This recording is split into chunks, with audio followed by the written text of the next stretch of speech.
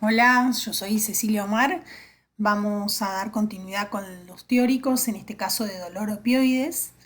Vamos a comenzar con algunas generalidades en relación al dolor, caracterizarlo en función del tiempo de duración, intensidad, características, sistemas amplificadores y posteriormente vamos a comentar acerca de los opioides y su uso para el tratamiento del dolor tanto agudo como crónico.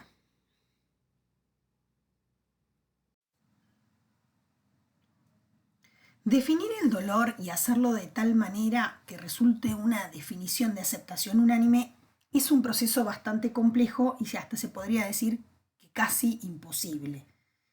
Solo quien lo sufre sabe lo que siente y no existe medio humano ni científico por el cual se pueda transmitir a otros los detalles, matices y sensaciones que acompañan a la experiencia dolorosa. El dolor es conocido ya desde la antigüedad por el hombre y ha constituido siempre uno de los retos más difíciles para los profesionales implicados en la salud.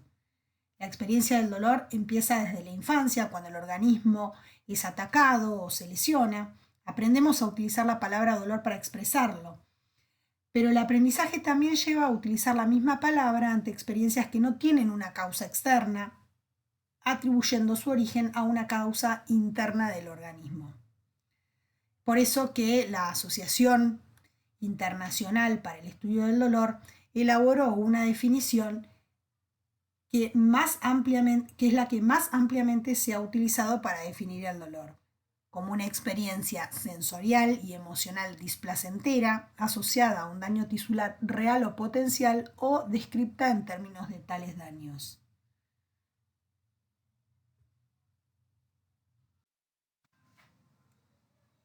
¿Cómo pensar el dolor? Al dolor lo podemos pensar o abarcar como un fenómeno evolutivo. Ya sabemos que desde el punto de vista social tenemos diferentes interpretaciones acerca del dolor. Pain significa dolor en inglés y proviene del latín, que significa castigo. El Génesis ya hablaba también de parirás con dolor, y también un poco en relación a eso está que los pacientes o muchas veces las personas se preguntan qué hice yo para merecer esto, sin necesariamente tener ninguna connotación religiosa, ¿no? La palabra paciente viene del latín patior y significa el que aguanta o soporta el sufrimiento o el dolor. De esta manera, el dolor va a tener una repercusión sobre el individuo, la sociedad, en las actividades básicas de su vida diaria, en el sueño nocturno, en la cantidad de relaciones interpersonales, en el trabajo, con el ausentismo laboral, el rendimiento también laboral, pérdidas económicas, discapacidad, etc. Otra de las maneras de pensarlo también es como fenómeno complejo, y aquí podríamos charlar de la teoría de la complejidad y el efecto mariposa.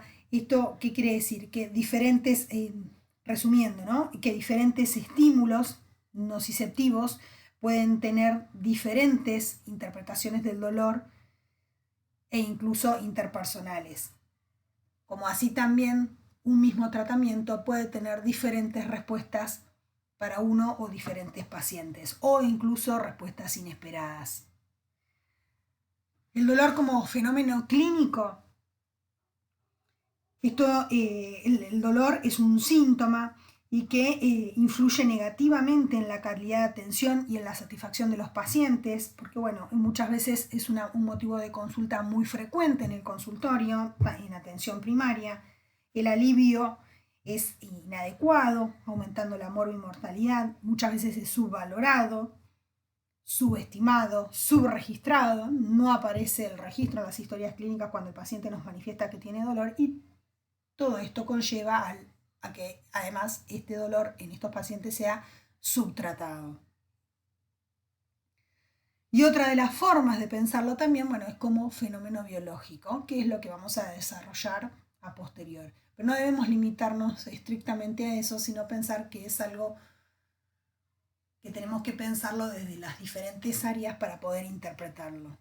Y no nos podemos limitar a lo estrictamente biológico, a la fisiología, a la fisiopatología y al tratamiento solamente con analgésicos sea antiinflamatorios no esteroideos u opioides.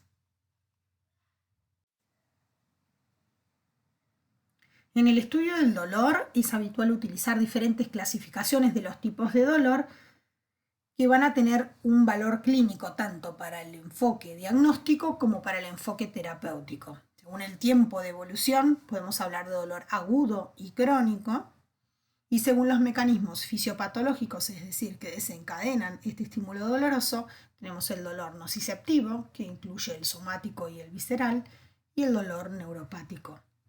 Tanto los mecanismos por los cuales se desencadenan como los tratamientos van a ser diferentes para cada tipo de dolor.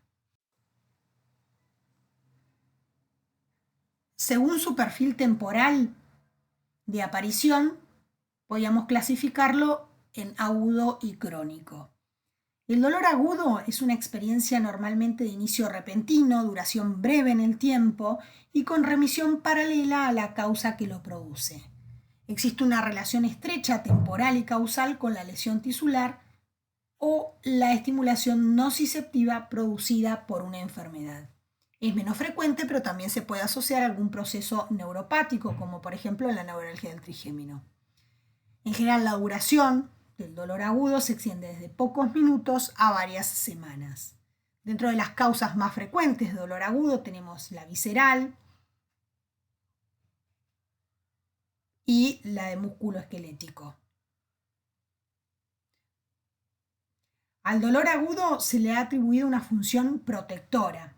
Su ausencia actúa evitando que el individuo desarrolle conductas que puedan incrementar la lesión o le lleva a adoptar aquellas que minimizan o reducen su impacto. Por ejemplo, frente a una lesión física, una caída, un esguince, el dolor genera la inmovilidad de la articulación o de la zona afectada para favorecer la reparación de los tejidos y rápidamente recuperar función con el cese del dolor.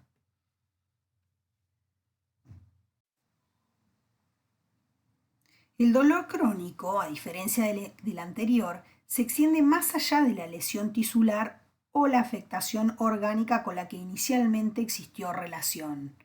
También puede estar relacionado con la persistencia y repetición de episodios de dolor agudo, con la progresión de la o las enfermedades, con la aparición de complicaciones de las mismas, o bien con cambios degenerativos de estructuras óseas y musculoesqueléticas.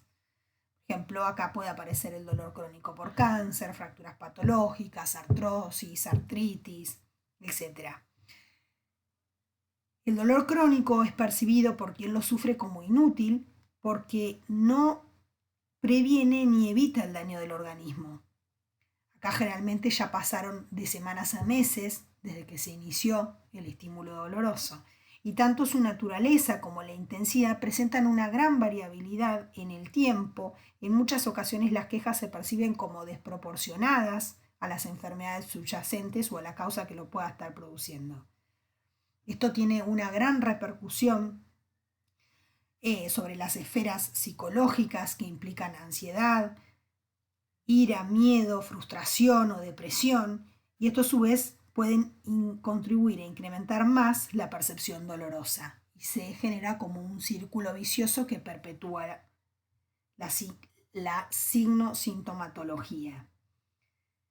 También va a tener repercusión sobre las esferas sociofamiliar, laboral y económicas, con múltiples cambios importantes en la vida de las personas que los padecen y sus familias, generando invalidez, dependencia, ausentismo laboral, etc.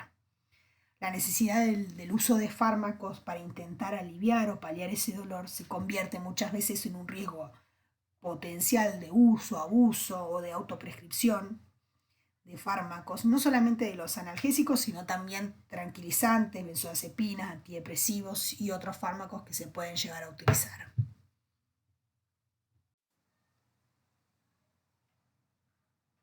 Resumiendo entonces las diferencias entre el dolor agudo y crónico, no solamente va a estar dado por la duración y temporalidad, sino también por otras características.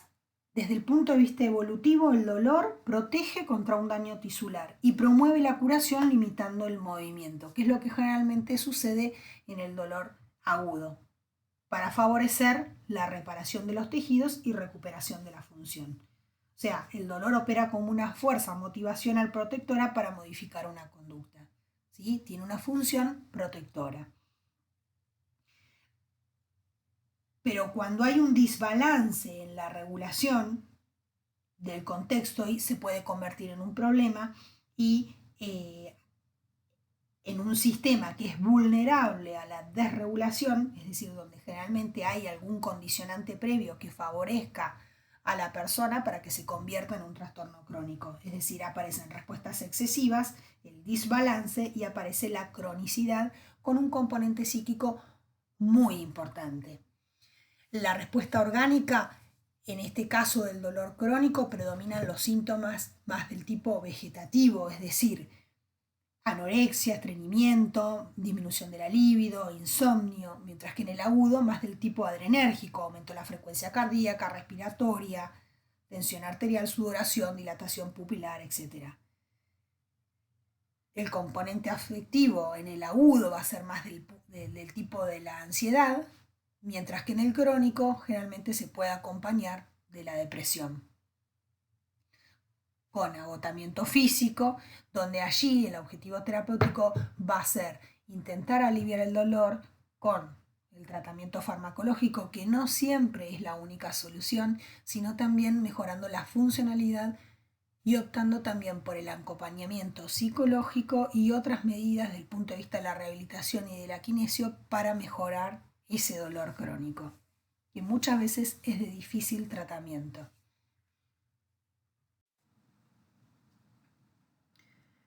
Según el mecanismo fisiopatológico, el dolor se clasifica en nociceptivo y dolor neuropático. El dolor nociceptivo resulta de la activación fisiológica de los receptores nociceptivos o también conocidos como nociceptores. Por lo tanto, no existe lesión asociada del sistema nervioso, sino que éste se comporta como un transductor de los estímulos desde los receptores periféricos hacia el cerebro, pasando por la médula espinal. Los receptores nociceptivos están ampliamente distribuidos tanto en la piel como en estructuras profundas, como ser en el hueso, ligamentos, tendones, vasos y vísceras, y responden a estímulos nocivos o potencialmente nocivos, sean del tipo mecánico, pinchazos, térmico, frío, calor o sustancias químicas. Existen fundamentalmente dos tipos de nociceptores. Los tipo A delta, que son axones mielínicos, tienen un diámetro entre 1 y 5 micrómetros, con una velocidad de conducción de 5 a 30 milisegundos, y son los responsables de la respuesta inicial al estímulo doloroso aguda y breve. Están ampliamente distribuidos en la piel, músculos y articulaciones. Los podemos ver ahí resaltados en verde. Y los otros son las fibras C, que estos son amielínicas, tienen un diámetro menor a 1,5 micrómetros, y la velocidad de conducción es menor a 3 metros segundos. Son los responsables de una segunda percepción dolorosa, apagada, peor localizada, con sensación de dolorimiento residual, más allá del fin del estímulo doloroso. Estos se distribuyen ampliamente en el organismo, incluyendo las vísceras. Una característica que tiene el dolor nociceptivo es la localización de los síntomas, o también conocido como locognosia. A nivel cutáneo tiene una precisión hasta menor a 1 centímetro para la fibra C y de milímetros para las A delta. Cuando se originan nociceptores más profundos, la localización es más pobre. Otra característica exclusiva que tiene el dolor nociceptivo, proveniente de estructuras más profundas, es el dolor referido.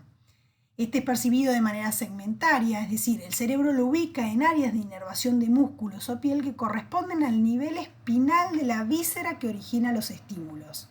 Los síntomas aparecen al poco de iniciarse el dolor visceral y duran pocas horas, incluso tras el cese del dolor de origen. Las manifestaciones del dolor referido constituyen elementos de ayuda al diagnóstico clínico, por ejemplo, en el infarto agudo, el dolor referido es al brazo izquierdo. A su vez, este dolor nociceptivo se puede subdividir en somático y visceral.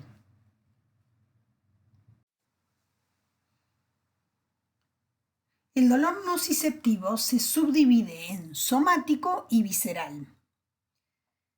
El somático es el proveniente de las estructuras como la piel, músculo, hueso, articulaciones y partes blandas. Característicamente se trata de un dolor superficial, localizado, punzante o pulsátil. Y generalmente no es acompañado de una reacción vegetativa. No suele existir clínica acompañante y tiene buena respuesta a los AINES.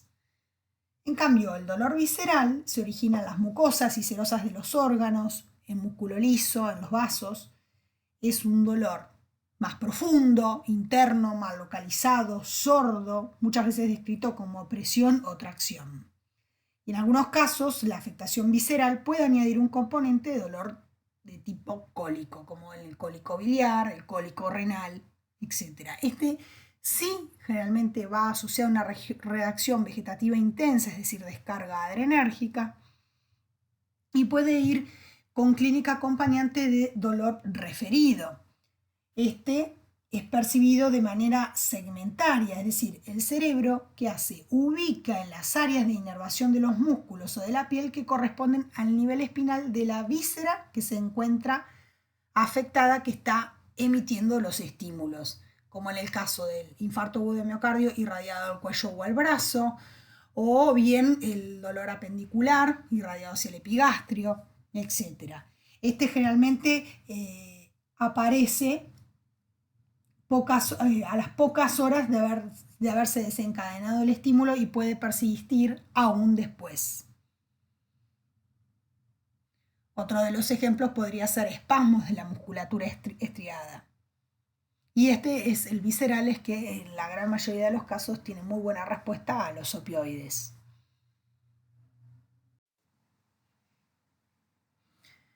El dolor neuropático se origina como consecuencia de la afectación lesional o funcional del sistema nervioso. Supone la alteración tanto del sistema nervioso central como del periférico. La presencia de dolor neuropático se define por la aparición de dos tipos de fenómenos: positivos o negativos. Los negativos fisiopatológicamente representan la interrupción de la conducción nerviosa, ya sea la interrupción debida a una interrupción física del axón o, en el caso de las fibras mielínicas, a una interrupción de la vaina de mielina que provoca un bloqueo de la conducción. Y según el sistema nervioso afectado, los fenómenos negativos pueden ser, por ejemplo, en el sensorial, hipoestesia, anestesia, hipoalgesia, analgesia, y para el autónomo, hipohidrosis, anhidrosis, vasodilatación, vasoplejía, déficit de la piloerección. En cambio, los positivos, los mecanismos fisiopatológicos son mucho más complejos, aún no están definitivamente esclarecidos. Se trata de sensaciones novedosas para el paciente, normalmente desagradables, de difícil descripción, interfieren en las actividades habituales del paciente y entrañan dificultades importantes para conseguir adaptarse a ellas. En síntesis, para poder comprender el dolor neuropático hay que conocer que los axones, en principio con una función exclusivamente conductora de impulsos, pueden tanto de manera espontánea como en respuesta a cambios bioquímicos, térmicos o mecánicos convertirse en generadores de impulsos. Estos impulsos generados en los axones alterados pueden ser transmitidos a lo largo de las vías centrales y llegar a áreas cerebrales en las que se provocará la percepción final consciente del dolor. En función del sistema nervioso afectado, se generan síntomas positivos, motores como fasciculaciones, distonías, o sensoriales como parestesias, disestesias, alodinia, hiperalgesia, fotopsia, acúfenos, y los vegetativos, hiperhidrosis, vasoconstricción, piloerección. Una característica entonces distintiva del dolor neuropático es la presencia de síntomas múltiples y complejos. Para cada paciente existe más de un síntoma que a su vez puede ser consecuencia de diferentes mecanismos de producción. La identificación de cada síntoma y sus mecanismos fisiopatológicos permitirá la adopción de tratamientos diferentes. Otra cuestión característica de este tipo de dolor es que no existe uniformidad descrita. No tiene el grado de cotidianidad y universalidad del dolor nociceptivo. Y además, para cada persona suele suponer la ausencia de experiencia previa. El intento habitual es aplicar analogías, como por ejemplo, es como una barra de hielo que me recorre el brazo, son como si me mordieran por dentro, es como peso y luego como si me quemaran. Así puede referirlo a los pacientes. Por último, los síntomas neuropáticos pueden aparecer de manera espontánea o bien resultar de mecanismos de provocación, como lo menciona el gráfico. A su vez, los síntomas espontáneos se pueden presentar en un curso continuo o bien de manera paroxística.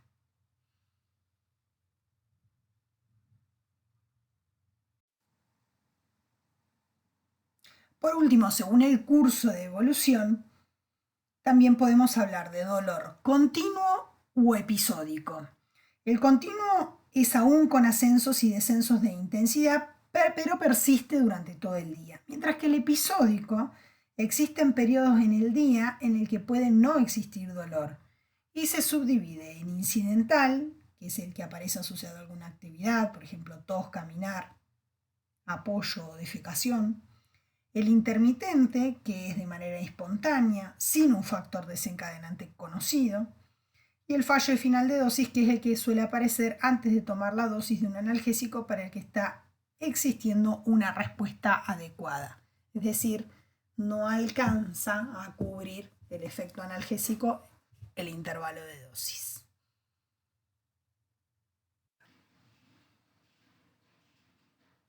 Desde el punto de vista neurofisiológico, la percepción del dolor precisa de la participación del sistema nervioso central y del periférico.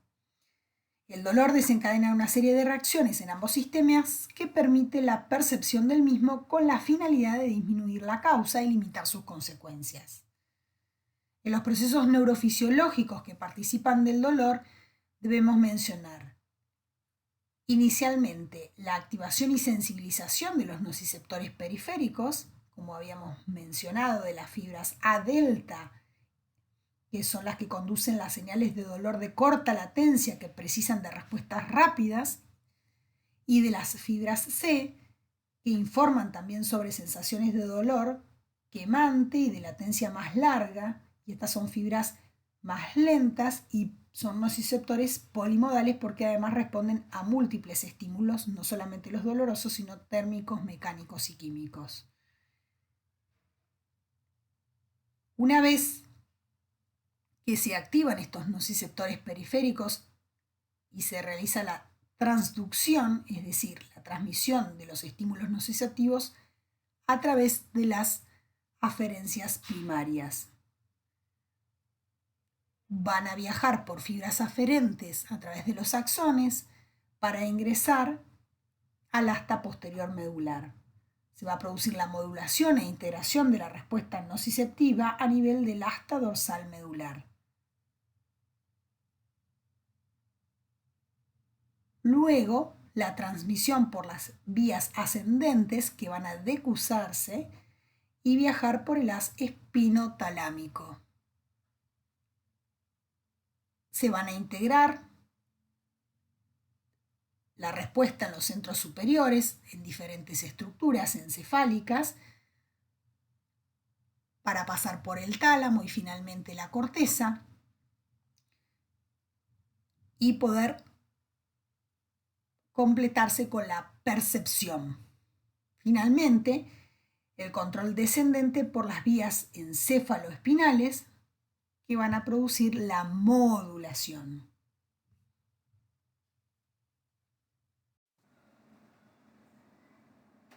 En cuanto a la fisiopatología del dolor, vamos a tener sistemas moduladores que intentan disminuir la intensidad de la sensación dolorosa a través de la vía moduladora descendente, que es más central, y a través de la teoría de la compuerta, que es más periférica, más a nivel del asta posterior medular, basado en Melzack y Wolk. Y por otro lado tenemos los sistemas amplificadores que intensifican, aumentan el estímulo doloroso a través de la sensibilización periférica y la sensibilización central.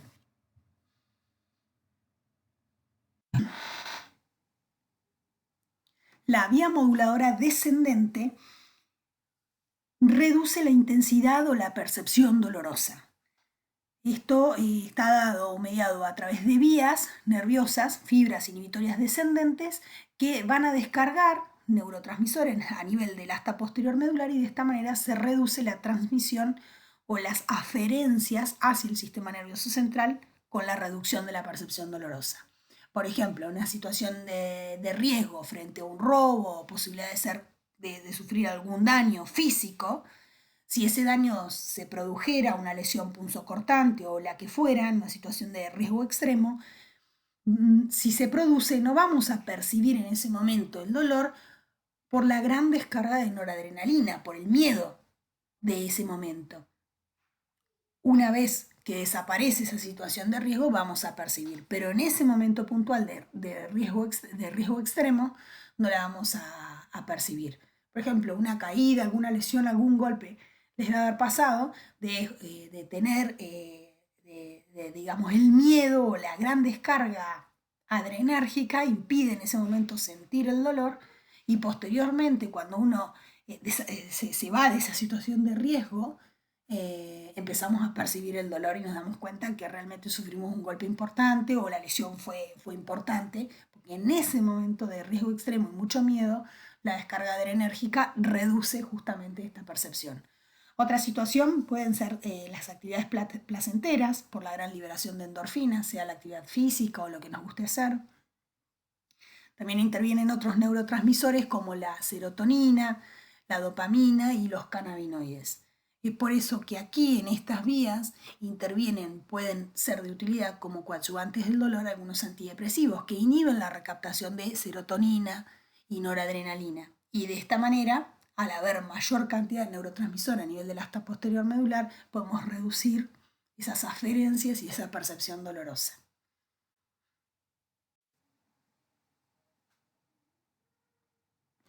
Otro de los sistemas moduladores es la teoría de la compuerta.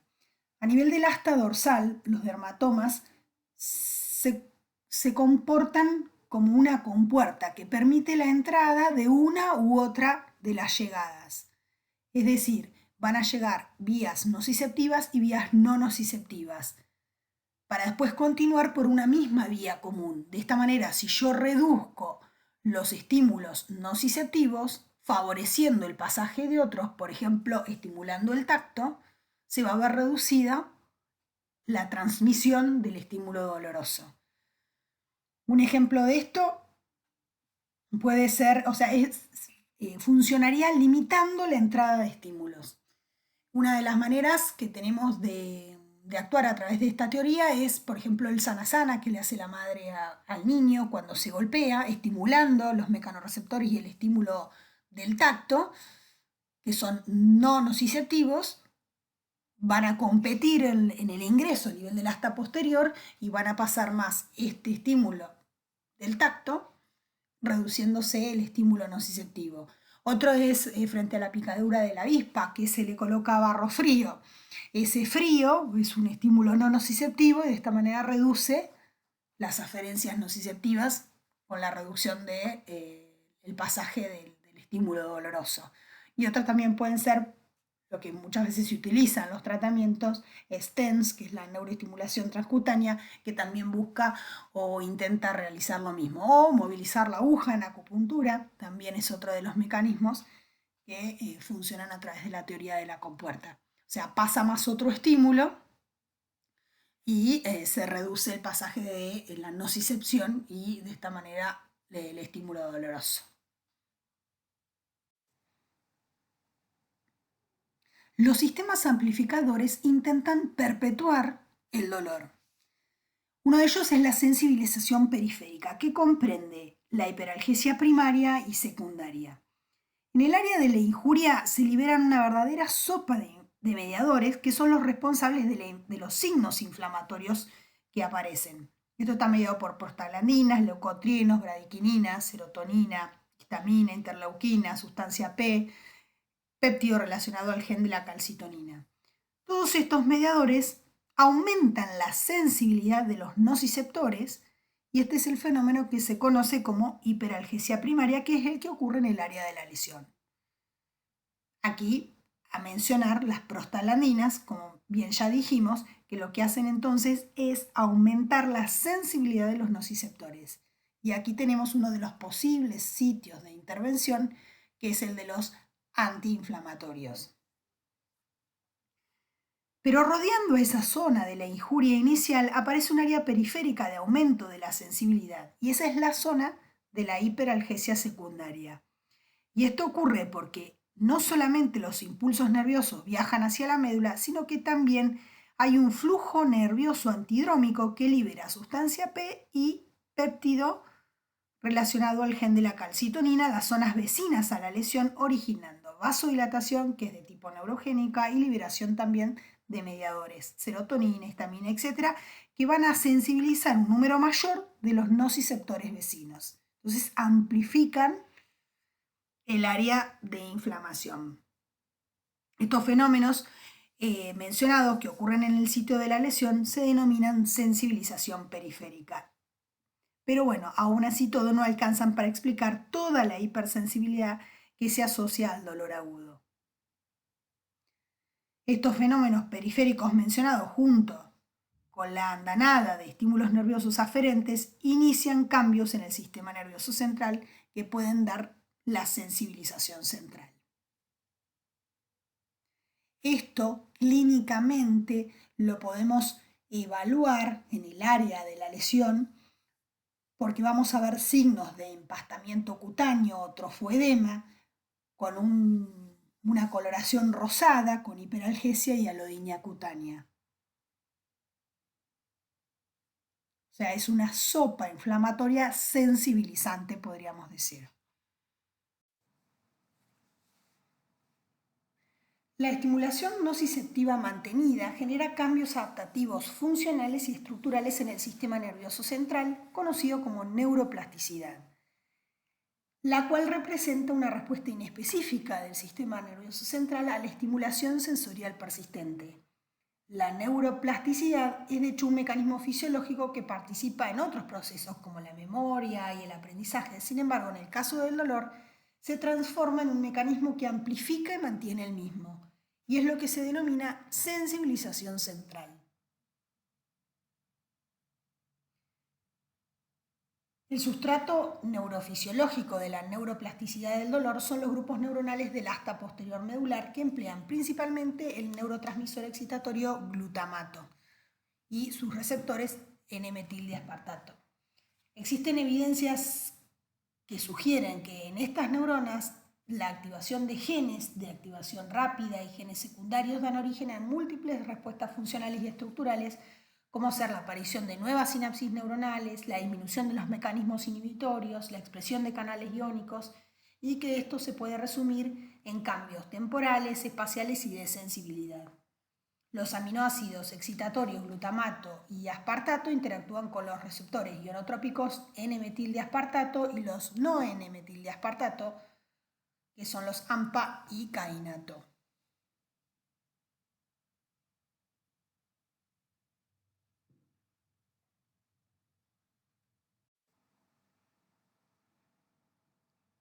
Desde el punto de vista de los aspectos fisiopatológicos, denominamos nocicepción a todo el conjunto de hechos químicos y eléctricos que se inician con una injuria tisular y culminan con la percepción dolorosa por parte de los centros encefálicos superiores.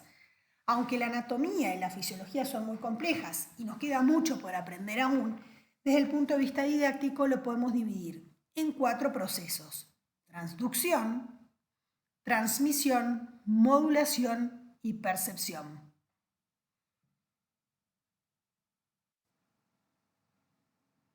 El primer proceso es la transducción. Aquí las terminaciones nerviosas libres de la piel y de los tejidos que contienen a los nociceptores transforman en señales eléctricas los estímulos mecánicos, térmicos y químicos que potencialmente pueden causar o directamente causan lesiones. La información sensorial recogida por estos receptores es enviada hacia el asta posterior medular. Bueno, en el área de la injuria se libera una verdadera sopa de mediadores que son los responsables de los signos de inflamación mediante la liberación de prostaglandinas, leucotrienos, bradiquininas, serotonina, sustancia P. péptido relacionado al gen de la calcitonina, etc.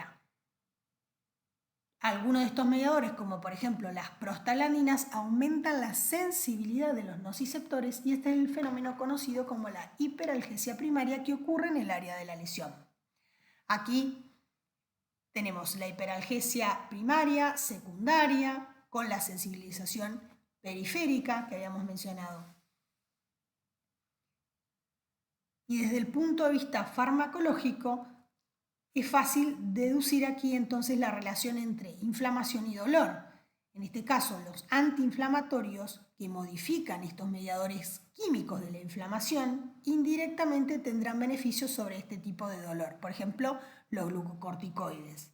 Como así también los AINES o antiinflamatorios, porque a este nivel periférico ejercen su principal acción, aunque no es la única, inhibiendo la producción de prostaglandinas. Y de esta manera, alterando ese aumento de la sensibilidad de los nociceptores, disminuyendo la transducción e indirectamente la transmisión dolorosa.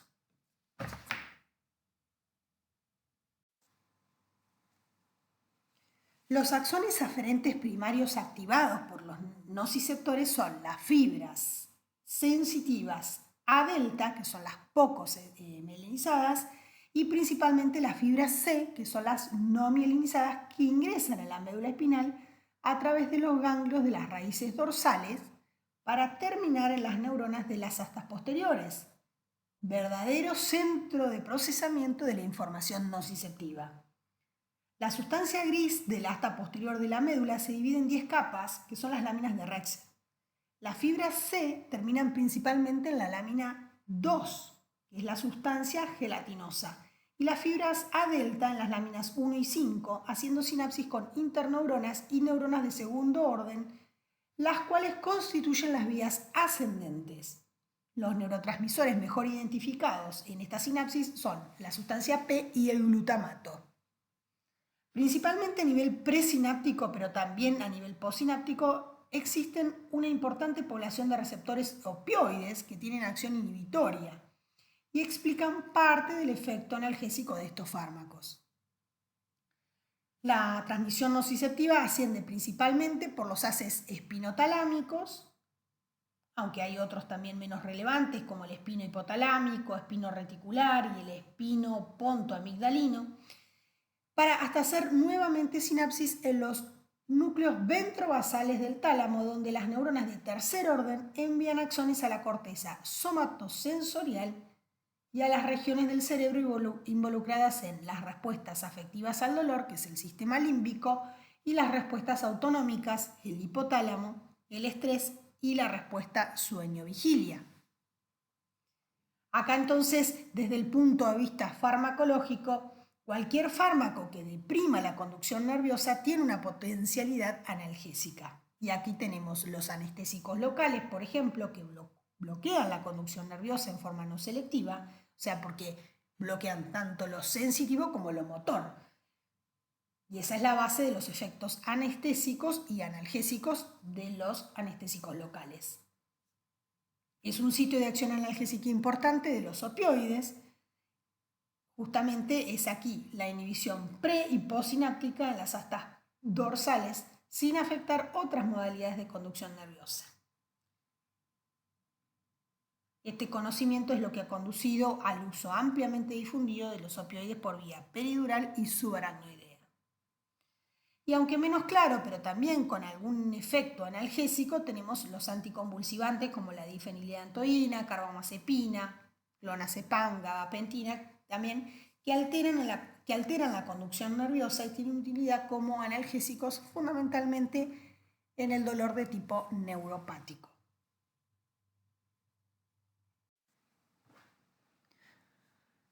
Entonces, la transmisión nociceptiva asciende principalmente por los haces espinotalámicos, hasta hacer nuevamente sinapsis en los núcleos ventrodorsales del tálamo, donde las neuronas allí de tercer orden envían sus axones hacia la corteza somatosensorial, el homúnculo, hacia la amígdala, o sea, la región que va a estar en relación con las respuestas afectivas del dolor, y hacia el hipotálamo, que va a dar lugar a las respuestas autonómicas en relación al dolor.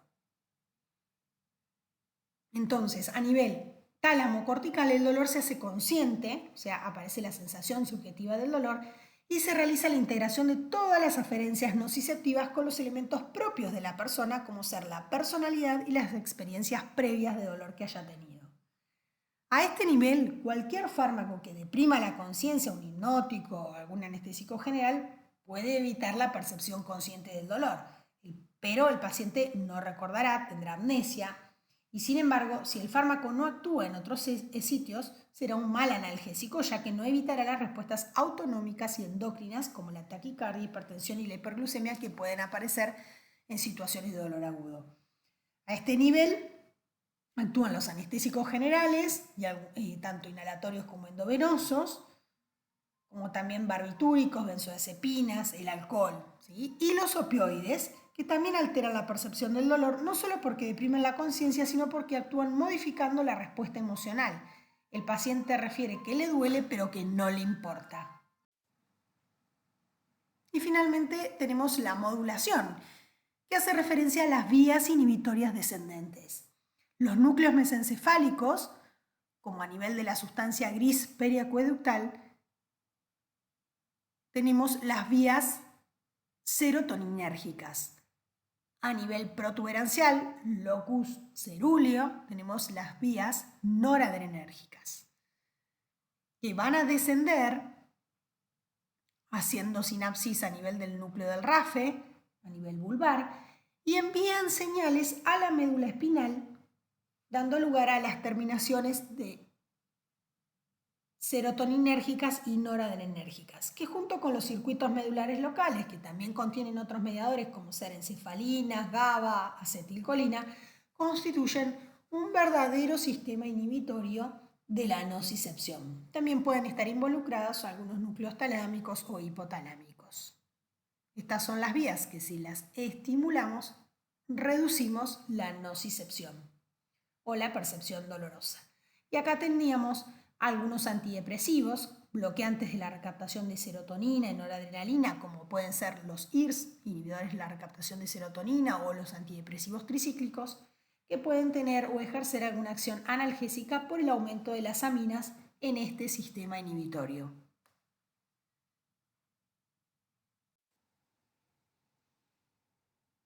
Los opioides han sido la piedra angular del tratamiento del dolor durante miles de años. Como la heroína y la morfina, ejercen sus efectos al imitar sustancias naturales llamadas péptidos opioides endógenos o endorfinas. Como bien sabemos, los fármacos no generan funciones nuevas, sino que van a actuar sobre receptores preexistentes, que son estos, lo de los péptidos opioides endógenos. El término opioide se refiere ampliamente a todos los compuestos relacionados con el opio. La palabra opio deriva de opos, una palabra griega para jugo. La droga se derivaba del jugo de la amapola del opio, que es la planta conocida con el nombre científico de Papaver somniferum, o también conocida como dormidera. La primera referencia ya del opio viene de hace muchísimos años, incluso antes de Cristo. Los árabes fueron los primeros en utilizarlo. El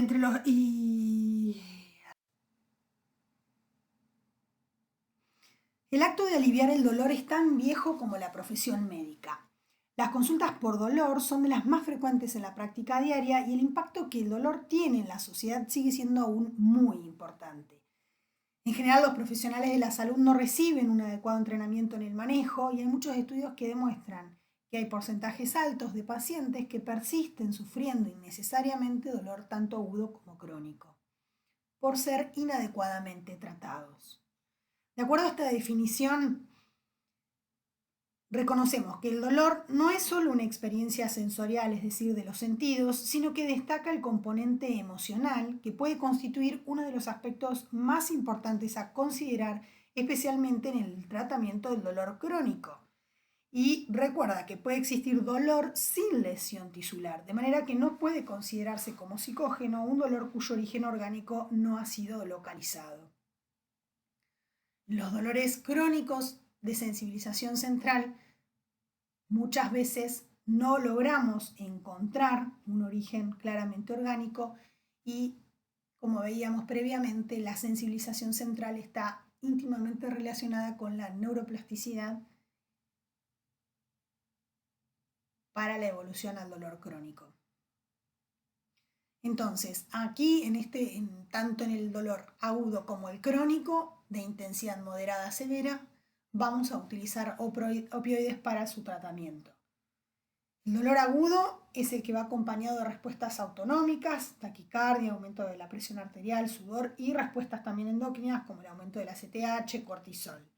El origen puede ser somático visceral y tiene la función biológica de alertar al paciente de que algo raro está sucediendo. Tiene una función protectora, digamos. Tiene un sustrato anatómico y fisiológico que se conoce en general muy bien, el diagnóstico es sencillo y la respuesta al tratamiento también va a ser buena. A diferencia del crónico, donde las respuestas autonómicas y endocrinas o neuroendocrinas son menos marcadas y suelen estar ausentes. El dolor puede ser somático, visceral o neuropático y no tiene una función biológica protectora. En muchos casos, ese dolor crónico representa toda la enfermedad del paciente. Es poco lo que se conoce en relación a su fisiopatología, como habíamos dicho, está muchas veces relacionado con la neuroplasticidad y los sistemas amplificadores de sensibilización central. Y muchas veces son dolores de difícil manejo con poca o escasa respuesta al tratamiento. Si no abordamos al paciente en su totalidad y su integridad, pocos beneficios vamos a obtener solo abordándolo desde el punto de vista farmacológico. Y después, en función de la intensidad, podemos hablar de dolor moderado a severo, que es en los tipos de dolor donde van a intervenir los opioides.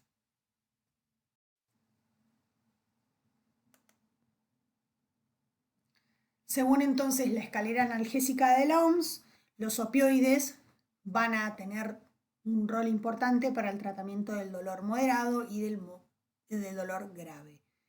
Para el moderado tenemos los opioides menores, generalmente asociados a otro tipo de analgésicos no opioides, que van a actuar como coadyuvantes, al igual que para el dolor grave, siempre asociados a otros analgésicos, que pueden ser corticoides, antidepresivos, anticonvulsivantes, etc., según el tipo de dolor que estemos tratando. Para el caso del dolor leve, en general con analgésicos no opioides, antiinflamatorios comunes, podemos lograr una buena respuesta. ¿Cómo podemos cuantificar esa intensidad para ver si es moderado a severo? Tenemos diferentes escalas. Una es la visual análoga, donde le podemos trazar esa línea y le ponemos en un extremo ningún dolor y en el otro extremo el peor dolor posible y que el paciente nos muestre con el dedo en qué lugar de la línea se ubicaría. O la numérica de intensidad del dolor, que es del 0 al 10, por ahí es la más utilizada, 0 nada de dolor y 10 el máximo dolor que haya tenido en su vida. A partir de 4 o 5 estaríamos frente a un dolor de tipo moderado. Y después también está una simple y descriptiva. Si al paciente le cuesta por ahí comprender la numérica, podemos decirle ningún dolor, dolor leve, moderado, y que el paciente se ubique en qué posición de la línea estaría.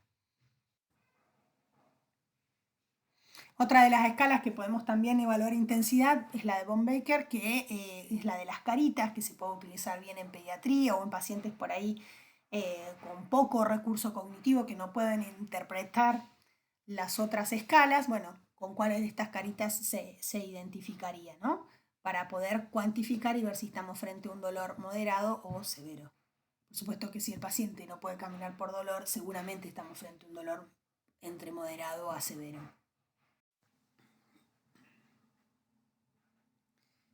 Los opioides, entonces, para ejercer su efecto analgésico, actúan imitando las acciones de los péptidos opioides endógenos, o también conocidos como endorfinas, al interactuar con sus receptores específicos que están ubicados tanto a nivel del sistema nervioso central como de algunos tejidos periféricos. Se han identificado 3 familias diferentes de péptidos opioides como ser las encefalinas, endorfinas y dinorfinas. Cada una de ellas deriva de un polipéptido precursor diferente.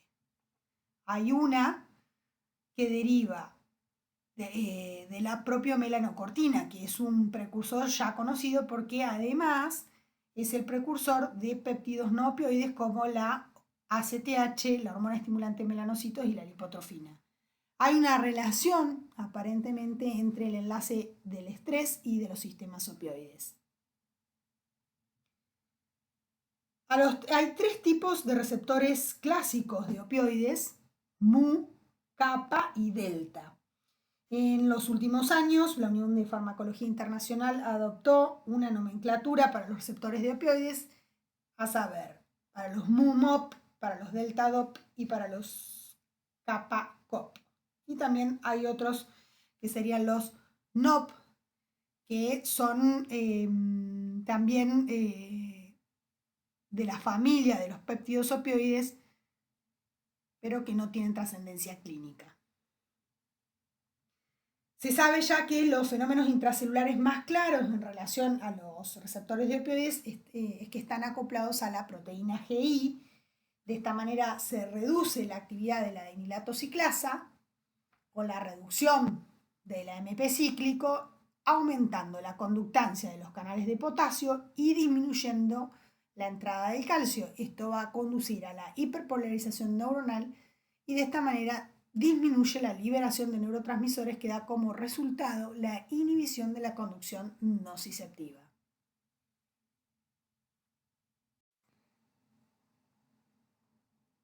Aquí vemos entonces la hendidura sináptica, los receptores de opioides, en este caso los MORP, que son los de mayor trascendencia desde el punto de vista clínico, porque son los que explican en gran parte de la analgesia. A nivel de la neurona presináptica, la reducción del AMP cíclico favorece la salida del potasio, hiperpolarizando la célula y el cierre de los canales de calcio, de manera tal que no se va a producir la exocitosis con la liberación del neurotransmisor. Y también a nivel de la neurona posináptica, esa apertura de canales de potasio favorece la hiperpolarización y de esta manera no hay transmisión por las aferencias de las neuronas que transmiten el dolor de tipo nociceptivo.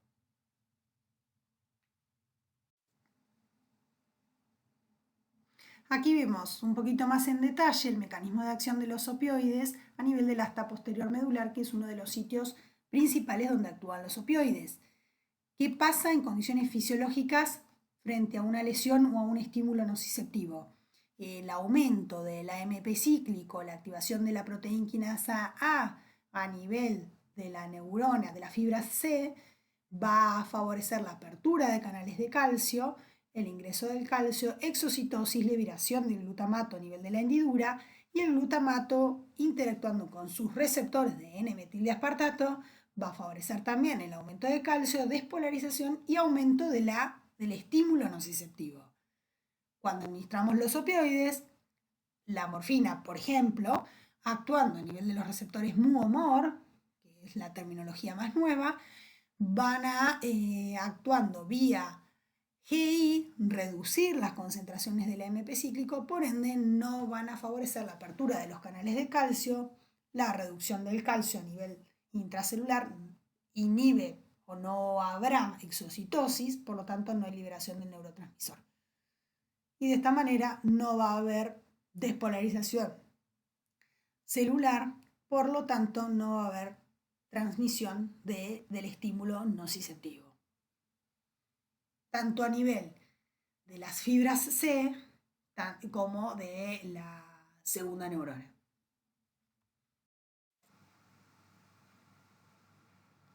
De acuerdo al tipo de receptor al que se unen y a su actividad sobre estos, los opioides se pueden clasificar en agonistas puros cuando ejercen su acción principalmente sobre los receptores mu. La subclasificación entre menores y mayores está en relación a la respuesta que pueden desencadenar. Los mayores, aumentando la dosis, pueden lograr mayor respuesta analgésica. Ahí tenemos la morfina, meperidina, fentanilo, metadona. Los agonistas parciales, como la buprenorfina, cuando se unen a receptores mu, pero su efecto analgésico es mucho menor. Los agonistas antagonistas, como la nalbuphina, cuando activan los receptores kappa y antagonizan los mu, lo cual puede llegar a despertar dolor o síndrome de abstinencia en un paciente que venía recibiendo previamente algún opioide puro. Y finalmente tenemos los antagonistas, como la naloxona, que bloquean todos los receptores de opioides. El efecto analgésico de los opioides se debe principalmente a su acción sobre los receptores mu y en mucho menor medida sobre los kappa.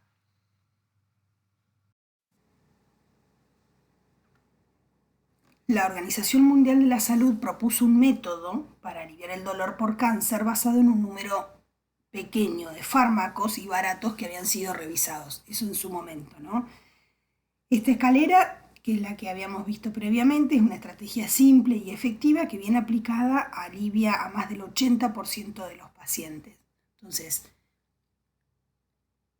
caracterizando la intensidad del dolor del paciente que vamos a tratar, si estamos frente a un dolor leve, podemos utilizar analgésicos no opioides como paracetamol o algún otro antiinflamatorio no esteroideo.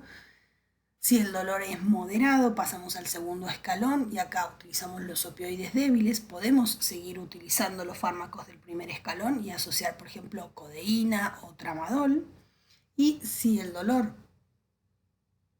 avanza en intensidad o no se controla habiendo titulado con dosis ya máximas de estos opioides débiles, pasamos al tercer escalón. Y ahí utilizamos los opioides más fuertes, como ser morfina, que la tenemos en presentación oral, jarabe, gotas, comprimidos y también para uso parenteral, el fentanilo, que lo tenemos parenteral y en parche, la oxicodona, que también la tenemos aquí, la metadona, que nosotros la tenemos para uso por vía oral, generalmente en comprimidos. En algunos lugares hay preparaciones magistrales en gotas que permite reducir la dosis que vamos a administrar.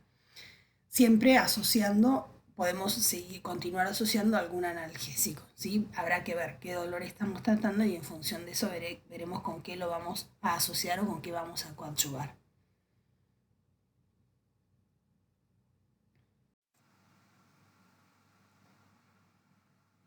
Entonces, las acciones de los opioides para explicar el efecto analgésico a nivel del sistema nervioso central, como mencionamos, por su principal acción sobre los mu, sobre los receptores mu y en menor medida sobre los kappa. Y el efecto agonista sobre estos receptores se da a nivel del asta posterior de la médula, a nivel del bulbo, protuberancia, mesencéfalo y encéfalo. También puede haber algunos receptores periféricos ubicados en las terminaciones nerviosas. Los opioides no solamente van a alterar la nocicepción del dolor, sino que también la respuesta afectiva, de tal manera que afectan al dolor como sensación, conducido por las estructuras neurofisiológicas, y también al dolor como sufrimiento.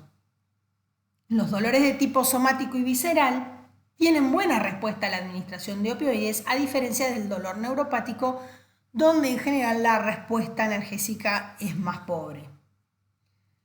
En general, los opioides no tienen techo analgésico, algo que sí ocurre con los antiinflamatorios no esteroideos, y puede incrementarse su dosis en la medida que el dolor del paciente lo exija, sobre todo para los opioides puros.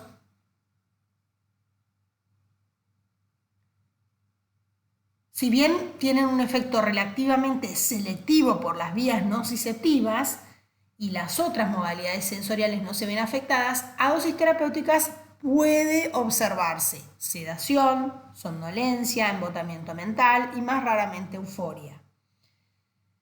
En los tratamientos con opioides es muy útil monitorear el grado de sedación debido a que en pacientes profundamente sedados puede sobrevenir la depresión respiratoria, que es uno de los efectos adversos más temidos. Entonces, resumiendo, efecto analgésico, receptores mu, altera la nocicepción del dolor, sobre todo al dolor como sensación y al dolor como sufrimiento, no solamente la percepción dolorosa, por eso es que alteran la respuesta afectiva, sirven o son utilizados tanto para dolor somático como nociceptivo y en general no tienen techo analgésico. ¿Sí? Y recordar que estos efectos de la sedación, somnolencia, embotamiento mental y a veces en algunos casos euforia puede aparecer aún a dosis terapéuticas, o sea que no necesariamente nos está hablando de toxicidad.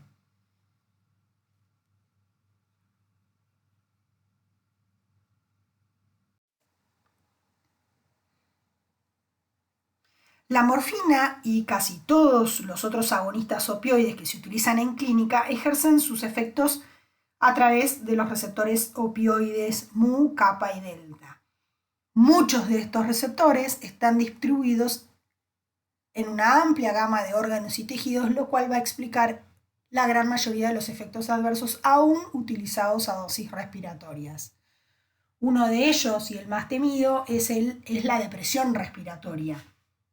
Es el efecto adverso que más debe preocuparnos con el uso agudo de los opioides, ya que es responsable de la mayoría de las muertes reportadas por sobredosis. Los opioides actúan sobre los receptores mu, deprimiendo los centros respiratorios del tronco del encéfalo, originando reducción de la frecuencia respiratoria, reducción del volumen minuto, hipercapnia, hipoxia, pudiendo llegar a la apnea. En dosis equianalgésicas, todos los agonistas opioides producen un grado similar de depresión respiratoria, la que puede ser revertida por el uso de la naloxona.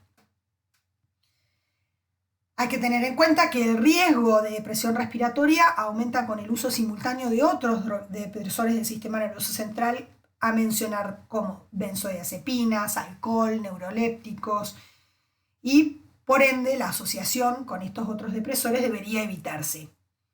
Otra de las comorbilidades que podría precipitar o exacerbar la depresión respiratoria pueden ser pacientes con enfermedades pulmonares ya subyacentes. Entonces, en estas situaciones deben emplearse con precaución y en dosis muy bajas.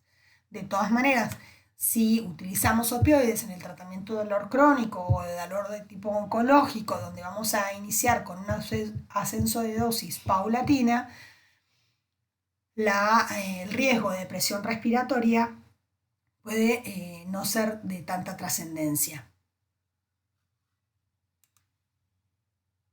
Otro de los efectos adversos son las náuseas y los vómitos, que son muy frecuentes con el uso clínico de opioides debido a la estimulación directa de la zona quimiorreceptora gatillo a nivel del área postrema del bulbo, centro del vómito.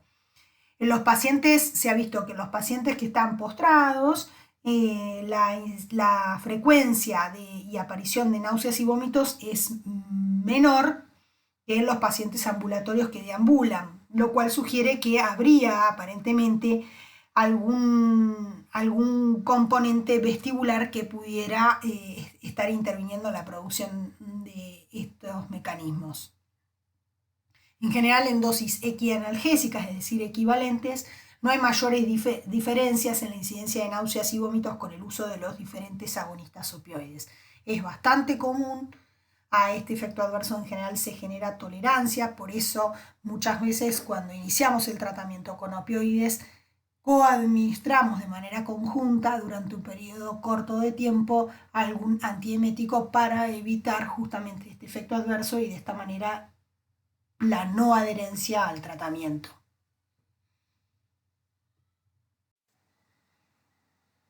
Otro de los efectos adversos son deprimir el reflejo tusígeno.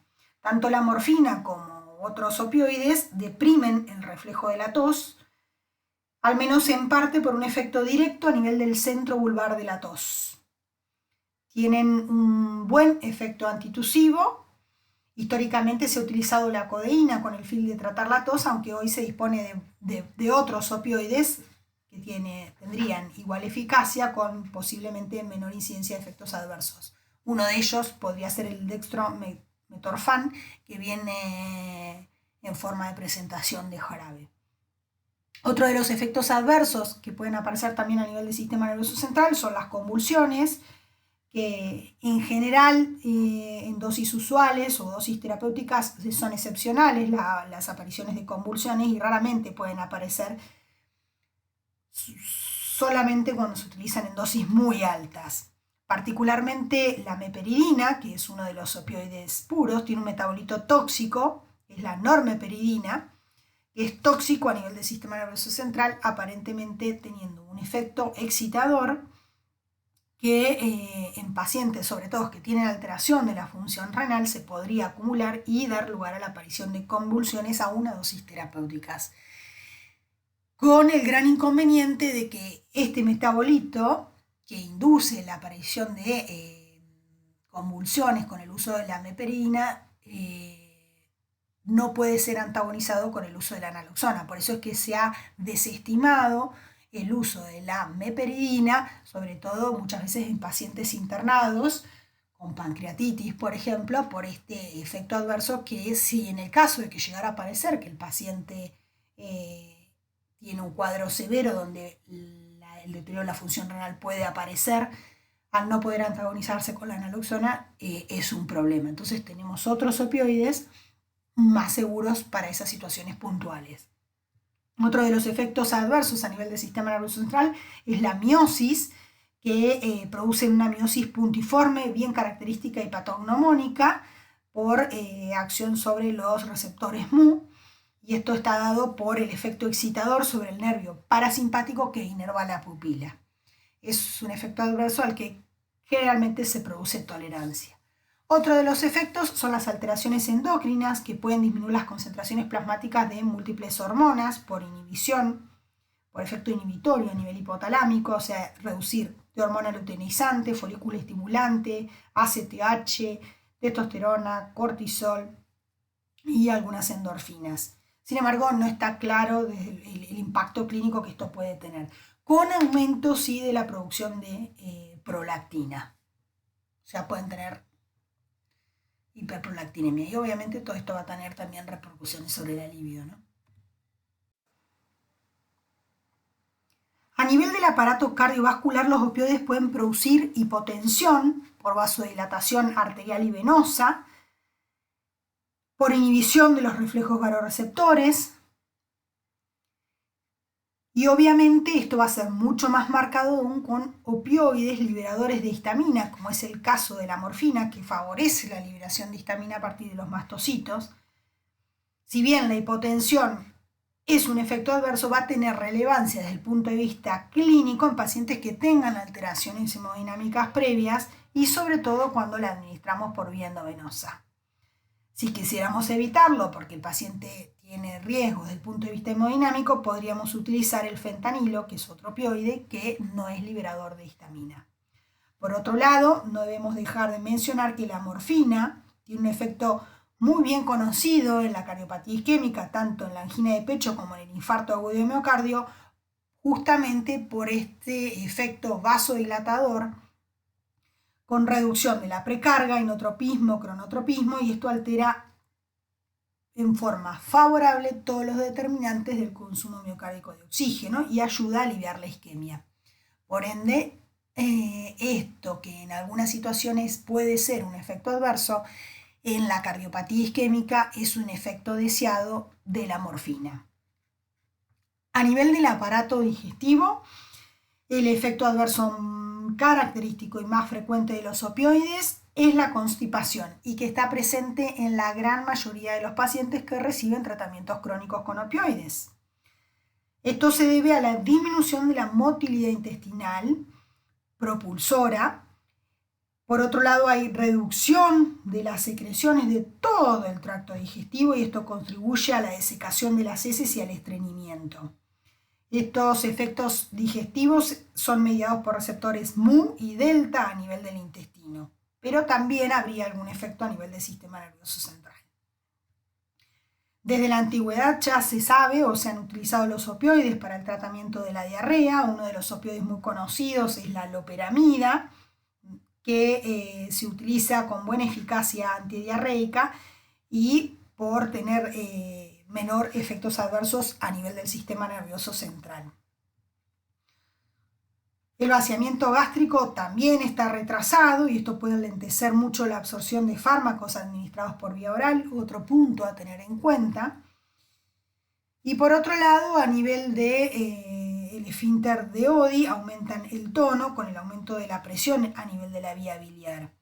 Es conocido ya que tras la administración intramuscular o subcutánea de morfina, el esfínter de Oddi entra en constricción y la presión del colédoco puede aumentarse hasta más de 10 veces en un plazo de 15 minutos.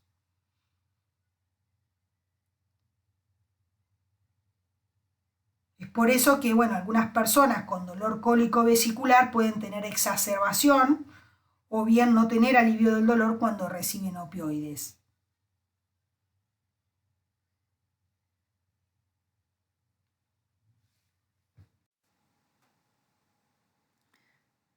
Los opioides pueden producir retención aguda de orina, que muchas veces puede obligar a la colocación de una sonda vesical, sobre todo al inicio del tratamiento, y más aún si se inicia con dosis altas porque la percepción dolorosa sí lo amerita, o bien el paciente tiene alguna situación predisponente.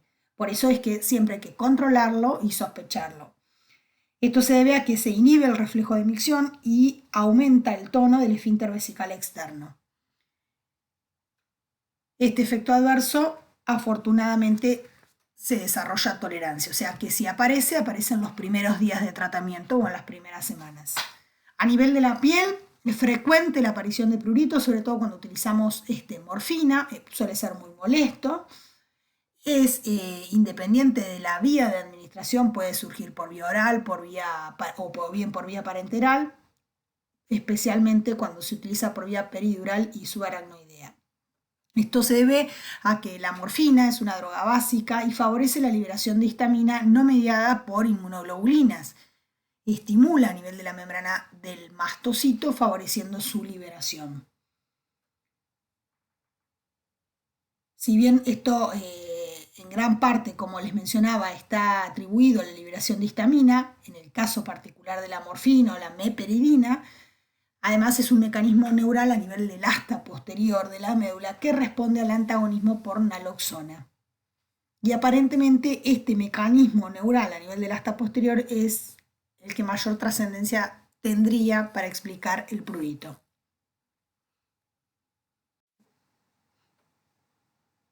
Otro de los efectos adversos y muchas veces temido, por lo cual muchos de los profesionales temen por desconocimiento al uso de los opioides, es la aparición de tolerancia, dependencia y adicción. El uso continuo de estos fármacos puede desarrollar tolerancia a la analgesia, a la depresión respiratoria y a la sedación, pero muy poca tolerancia a la constipación y a la miosis, que siempre pueden estar presentes. También es característica la aparición de dependencia física, y esta consiste en el desarrollo de un síndrome de abstinencia cuando se retiran bruscamente los opioides o bien cuando se administra conjuntamente algún antagonista, como por ejemplo la asociación de morfina con nalbuphina. El síndrome de abstinencia consiste típicamente en aparición de ansiedad, irritabilidad, sudoración, taquicardia, molestias intestinales y alteraciones de la temperatura. La tolerancia y la dependencia es importante recalcar que son reacciones fisiológicas y que se pueden desarrollar en todos los pacientes. Es decir, que no van a ser predictivas de adicción y deben diferenciarse de esta. Adicción, la Organización Mundial de la Salud lo define como un estado psíquico y a veces físico resultado de la interacción de un organismo vivo y una droga caracterizado por cambios de comportamiento y otras respuestas, que siempre incluyen la compulsión. Y aquí tenemos la diferencia. A tomar la droga en forma continua o intermitente de manera de experimentar sus efectos psíquicos y a veces de evitar el malestar de su ausencia, o sea, evitar el síndrome de abstinencia. Entonces, hay una amplia experiencia clínica con el uso de opioides en pacientes con cáncer que demuestra que el riesgo de adicción en ellos es extremadamente bajo, pese al desarrollo de tolerancia y dependencia física que sí puede aparecer. Y estos pacientes, particularmente los oncológicos, nunca deben ser privados del uso de estos fármacos por temor a la adicción. Y acá entra el rol del profesional de conocer cómo utilizarlos y evitar esas situaciones dolorosas para que el paciente no sufra. Resumiendo entonces, en cuanto a la seguridad de los opioides, como vemos en la figura, los efectos adversos van a estar en relación directa con sus acciones farmacológicas, como venimos mencionando. A tener en cuenta a cuáles de ellos se genera tolerancia y a cuáles no. Muchas veces, por ejemplo, las náuseas y los vómitos se genera tolerancia, por eso al inicio del tratamiento se asocia con algún antiemético como ser metoclopramida y pasadas las 2 semanas podemos intentar retirar la asociación y si el paciente tiene buena tolerancia lo podemos discontinuar. No ocurre lo mismo con la constipación. Estamos haciendo referencia a los tratamientos crónicos. Por otro lado, vale mencionar en relación a la adicción, si bien es más frecuente que pueda llegar a aparecer en el tratamiento del dolor crónico, el paciente tiene que tener cierta predisposición para desarrollarla. Particularmente en el caso del dolor agudo, el riesgo de la adicción no tiene que ser una consideración que retrase el uso de la medicación. Muchas veces pacientes en postoperatorio inmediato tienen mucho dolor por justamente a veces están subtratados por temor al desarrollo de la adicción. Es poco probable que en esos casos los pacientes desarrollen, ¿sí? O politraumatizados o quemados. En esos casos hay que hacer un buen esquema de analgesia para esos pacientes. Muchas veces por temor no se utilizan los opioides y los pacientes padecen dolor intenso o sensaciones muy desagradables pudiendo ser evitadas. Otro de los efectos adversos últimamente descritos es la neurotoxicidad inducida por opioides. Y estos son los efectos adversos que generan particularmente algunos metabolitos de los opioides por acción directa a nivel del sistema nervioso central. Esto puede traer alteraciones cognitivas, delirio, alucinaciones, que característicamente estas alucinaciones suelen ser táctiles. Uno si le pregunta al paciente si siente que lo tocan o siente que le caminan, animalitos o bichitos, puede, digamos, referir. Lo que pasa que muchas veces esto aparece con más frecuencia en pacientes con tratamiento del dolor en enfermedades terminales, particularmente oncológicas y terminales. Entonces muchas veces los pacientes no manifiestan estos síntomas espontáneamente porque creen que están en relación con su enfermedad terminal. Las mioclonías, que son movimientos involuntarios, y bueno, la sedación.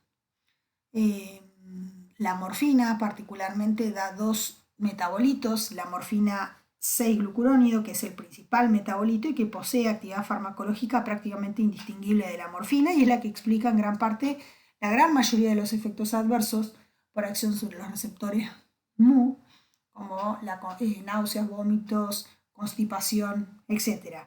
Mientras que la morfina también tiene otro metabolito, que es la morfina 3-glucurónido, y que este es un producto inactivo, no tiene actividad, pero sí tiene la posibilidad de activar receptores de N-metildeaspartato a nivel del sistema nervioso central, que son receptores de glutamato, que es un neurotransmisor excitador. Aparentemente, la estimulación de estos receptores podría desencadenar parte de estos efectos adversos, como también en algunos casos las convulsiones.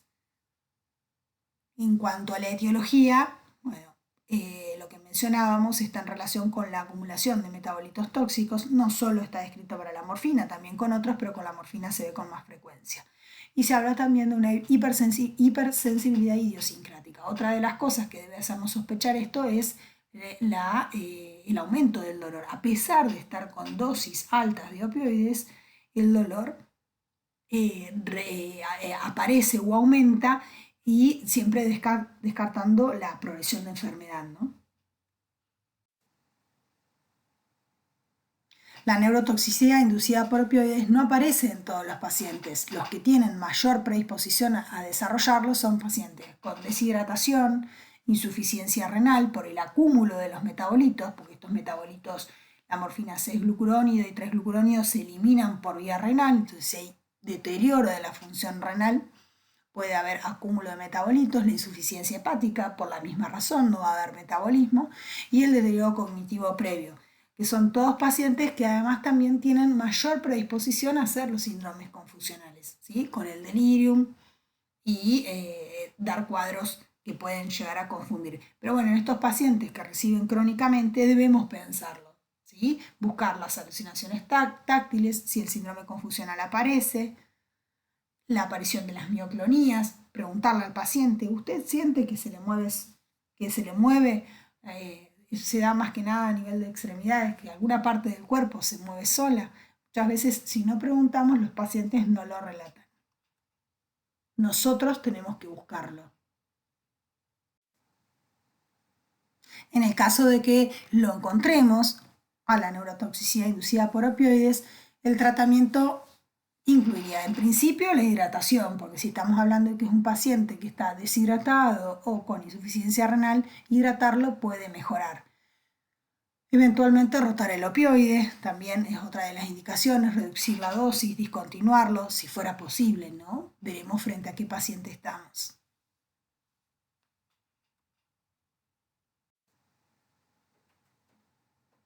Los opioides también pueden provocar intoxicación aguda. Esto, que bueno, obviamente puede poner en peligro la vida de las personas, y esto se debe a sobredosificación clínica, ¿sí? O que administramos una dosis excesiva para un paciente que aún nunca ha recibido, adictos que se excedieron en la dosis o bien intentos de suicidio. Bueno, ¿cómo se va a caracterizar? Por la tríada, con depresión respiratoria, dijimos que disminuía la frecuencia, ¿sí? Con el aumento de la CO2 y el paciente podía hacer pausas respiratorias y apneas, coma, ¿sí? Con deterioro del sensorio, francamente, y las pupilas puntiformes, que a diferencia del uso de otras sustancias que pueden producir cuadros similares, en el caso de los opioides vamos a encontrar las pupilas puntiformes. Podría ser una de las maneras de diferenciar si la intoxicación fuera por benzodiazepinas. No deberían tener las pupilas puntiformes. En ese caso podríamos utilizar, si lo sospechamos, la naloxona, que es un antagonista y que podía revertir estas complicaciones por el uso, por la intoxicación aguda, que la tenemos disponible en forma de ampollas y en la mayoría de las instituciones hospitalarias están disponibles. Nos va a servir como diagnóstico y como tratamiento eventualmente. Lo que tenemos que tener en cuenta es que debemos administrar en forma sostenida la naloxona mientras hidratamos al paciente hasta que pueda eliminar el exceso de opioides circulantes. Nosotros podemos administrar naloxona, una dosis en bolo, el paciente puede revertir, tengamos en cuenta que podemos generar un síndrome de abstinencia si el paciente venía recibiendo crónicamente, porque en forma aguda le vamos a antagonizar todos los receptores, de manera tal que el paciente pueda hacer un síndrome de abstinencia. Por eso se recomienda utilizar la mitad de la ampolla y después el resto administrarla en forma continua. Y en función de la evolución clínica vemos cuánto tiempo debemos administrársela.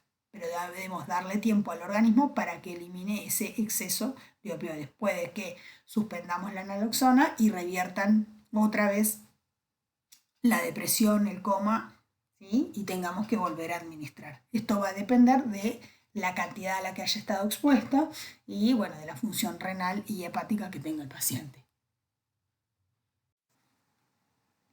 Con respecto a la conveniencia en donde vamos a incluir las características farmacocinéticas de la sustancia, tener en cuenta interacciones y contraindicaciones. En general, dependiendo de la liposolubilidad, la biodisponibilidad oral de los opioides es variable, inclusive para la morfina, con escasa solubilidad en los lípidos y con una biodisponibilidad de alrededor del 30%, porque tiene una alta tasa de extracción hepática. Pero aún así la vía oral es muy útil y debería ser siempre de elección en todos los casos donde el paciente pueda utilizarla. Para uso por vía oral tenemos tanto la presentación de jarabe, de gotas o de comprimidos. Tenemos comprimidos de liberación rápida, comprimidos de liberación sostenida, y lo que tenemos que evaluar tanto para el jarabe como para las gotas es la concentración. Tenemos que ver si es al 1%, si es al 0,2%, porque en función de eso va a ser la cantidad de morfina que estemos administrando. En general las gotas vienen más concentradas, entonces según la concentración, que eso lo tenemos que ver en el rótulo, muchos de estos vienen como preparados magistrales o los podemos mandar a preparar, y en función de eso vamos a ver cuál es la cantidad. Por eso es importante siempre, siempre, siempre ver cuál es la concentración a la cual se ha preparado el jarabe o las gotas. En general se habla de una relación equianalgésica parenteral oral de 1 a 3. Esto quiere decir que, por ejemplo, que 10 miligramos endovenosos de morfina clorhidrato son equianalgésicos a 30 miligramos orales. Y muchas veces para la administración subcutánea se toma la mitad, 15, según la bibliografía, ¿sí? O sea, si haríamos de la endovenosa para la subcutánea por 2 y para la vía oral por 3. También se absorben muy bien cuando son administrados por vía intramuscular y subcutánea, como recién decíamos, nada más que bueno, la vía intramuscular es muy dolorosa, no tiene ninguna ventaja, a diferencia de la subcutánea, que muchas veces podemos dejar colocada una agujita subcutánea por debajo de la piel y podemos administrar morfina durante un periodo prolongado. Sobre todo, muchas veces se utiliza cuando no tenemos ya vía oral, por ejemplo, un paciente terminal, o porque tenga náuseas y vómitos, o porque no pueda tragar, o porque tenga un cáncer de esófago, etc. Y podemos utilizar la vía subcutánea. La vía endovenosa, la gran ventaja que tiene es que presenta un rápido alivio del dolor en 1 a 10 minutos, dependiendo de la solubilidad del opioide, y por tanto, bueno, y la velocidad del pasaje a la barrera hematoencefálica. Esta, bueno, muchas veces es muy útil en los pacientes internados que tienen ya el acceso venoso y demás. También se pueden utilizar por vía subaracnoidea o peridural, en el caso de la morfina o el fentanilo, y estos alcanzan rápidamente los receptores opioides en el nivel del asta posterior y producen una excelente analgesia que, bueno, muchas veces esto es utilizado en el manejo del dolor perioperatorio. El fentanilo, particularmente también, como es muy liposoluble, al igual que bueno, la buprenorfina, se pueden administrar en forma de parches transdérmicos, sobre todo para el tratamiento de los dolores crónicos estables. Pero bueno, son bastante más costosos y entonces muchas veces algunas obras sociales, sobre todo particularmente el fentanilo.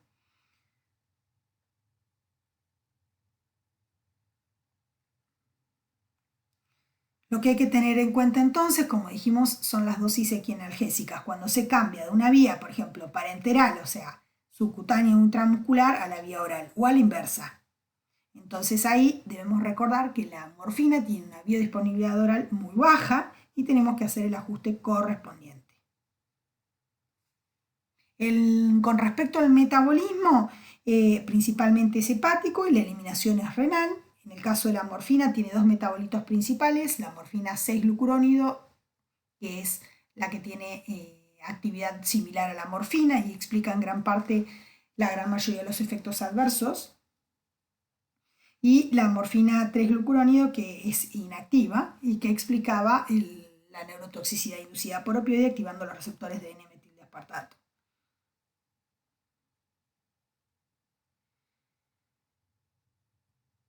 Y otra de las características es que la morfina 6-glucurónido es más potente y puede alcanzar concentraciones más altas que la morfina originalmente administrada.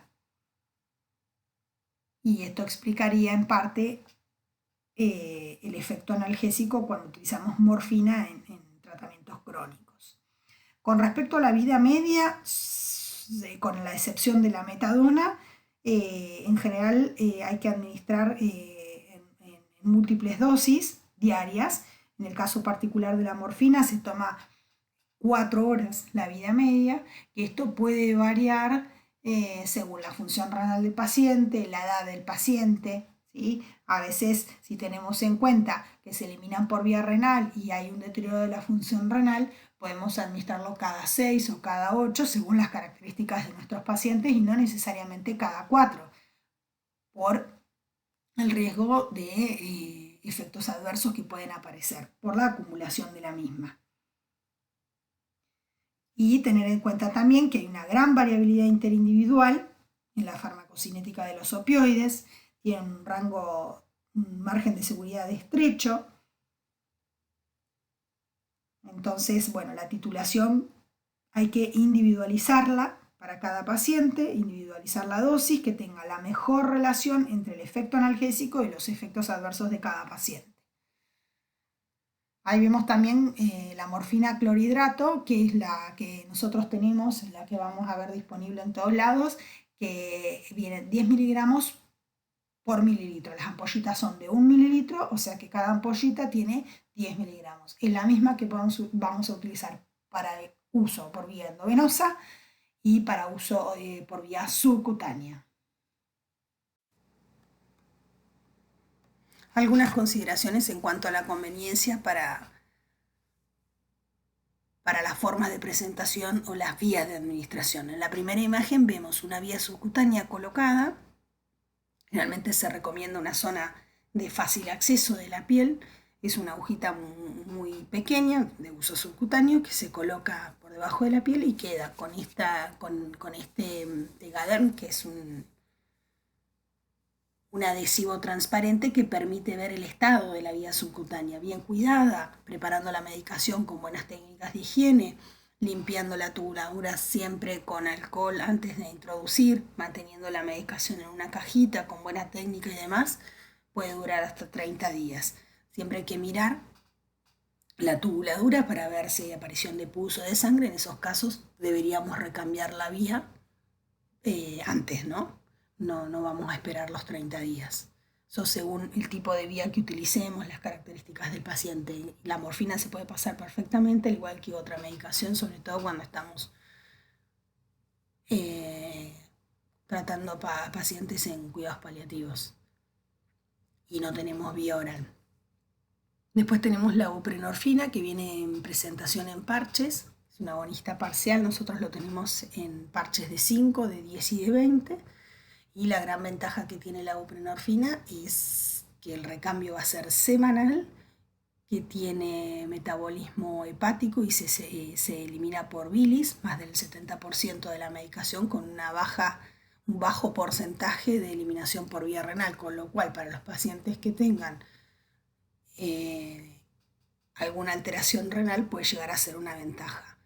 No solamente lo de la alteración renal, sino cuando estemos frente a pacientes con dolor y que sea dudoso el manejo de los opioides. En este caso, por ejemplo, si se va a ocupar un familiar, esto permite, digamos, ocuparse una vez por semana, o sea, tiene varias ventajas, sobre todo en las personas mayores con algo de deterioro, que no comprendan, o que el tramadol en gotas puede ser un problema por la administración de gotas de más o de menos. El parche se coloca sobre piel sana, lampiña, o sea que no tenga vello, y puede ser colocado en cualquier lugar de la piel. Uno muchas veces recomienda en el dorso, en la espalda, lateral a la columna, pero por una cuestión de que queda, digamos, oculto. Independientemente de la época, el parche no se va a ver. La persona puede hacer vida completamente normal y el parche queda muy bien adherido y no se despega.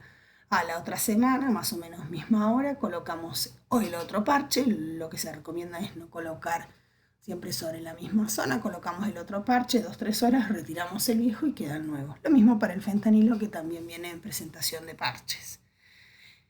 Y una advertencia con respecto al uso del tramadol en gotas. Nosotros lo tenemos disponible en gotas, en comprimidos y en ampollas para uso endovenoso. Nosotros no tenemos unificados los goteros en Argentina, con lo cual cada marca de tramadol tiene diferentes goteros. Lo que nosotros tenemos que ver siempre cuando vamos a administrar, o si el paciente viene tomando, es en el prospecto cuántas gotas son 1 mililitro. Por ejemplo, hay algunos goteros que 28 gotas son 1 mililitro, otros que 40 gotas son 1 mililitro. Y la concentración del tramadol, porque el tramadol viene al 5% o al 10%. Entonces, en función de Por ejemplo, el del 5% son 50 miligramos, 1 mililitro. El que es al 10, 100 miligramos son 1 mililitro. ¿En qué me va a variar? Es en las características de mi gotero. Si ese gotero, 1 mililitro son 28 gotas, entonces esos 100 miligramos serán 28 gotas. Ahora, si mi gotero, 40 gotas 1 mililitro, entonces 40 gotas serán 100 miligramos. ¿Sí? Eso lo pueden buscar en el prospecto, les dice cuántas gotas son 1 mililitro y en función de eso y la concentración del tramadol, veremos cuánto le damos o cuánto tenemos en una X cantidad de gotas. No es algo menor porque muchas veces uno prescribe, le venden una concentración diferente a la que nosotros utilizamos, o a lo mejor la concentración es la misma, pero lo que varía es el gotero, entonces en realidad el paciente va a estar recibiendo una dosis diferente a la que nosotros pensamos que le estamos dando. Entonces, en relación a la conveniencia, tener en cuenta, acá vamos a considerar las precauciones y posibles contraindicaciones. Siempre tenemos que evaluar frente a qué paciente estamos, va a evaluar la relación beneficio-riesgo y en función de eso será o bien una precaución o bien una contraindicación, sí, absoluta.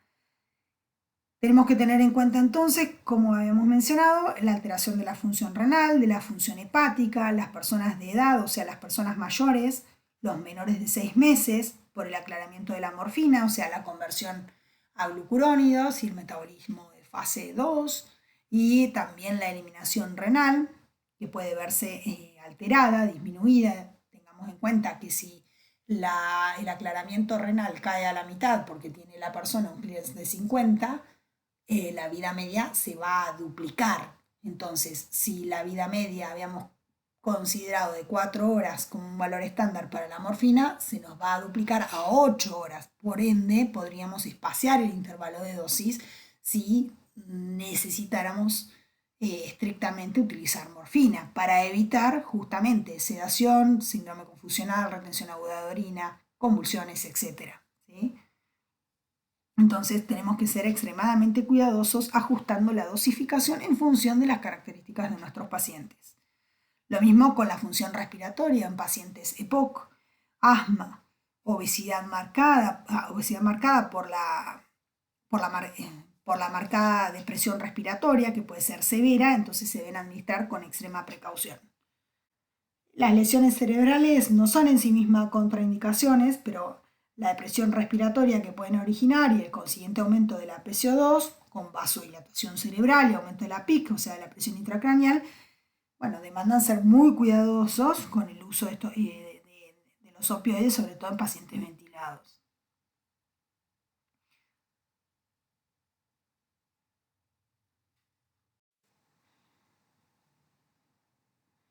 Las tablas de conversión de opioides nos aportan la demo, que es la dosis equianalgésica de morfina oral. No se trata solamente de un cálculo meramente matemático, sino que hay que tener en cuenta los motivos del cambio, individualizar la dosis, cada paciente en particular y realizar una correcta monitorización, ¿no? Obviamente tratando de preservar la eficacia analgésica con la menor cantidad de efectos adversos. La tabla que les proponemos de uso es la siguiente, que 30 miligramos de morfina oral equivalen a 10 por vía parenteral, si consideramos la subcutánea podríamos considerar 20,